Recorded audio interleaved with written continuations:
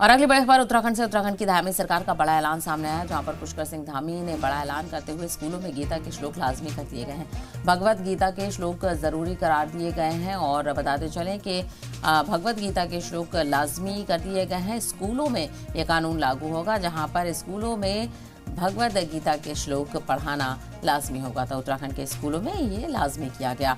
तो उत्तराखंड के सीएम पुष्कर सिंह धामी ने बड़ा फैसला करते हुए ये ऐलान किया है कि अब से उत्तराखंड के तमाम स्कूलों में जो भगवत गीता है उसके श्लोक पढ़ाए जाएंगे। तो स्कूलों में गीता के श्लोक लाजमी कर दिए गए हैं, भगवत गीता के श्लोक जरूरी करार दिए गए हैं। स्कूलों में श्रीमद् भगवत गीता के श्लोक लाजमी किए गए और ये कानून स्कूलों में लागू होगा, जिसका ऐलान उत्तराखंड की सरकार की तरफ से किया गया है, जहां पर अब स्कूलों में भगवत गीता के श्लोक भी पढ़ाए जाएंगे।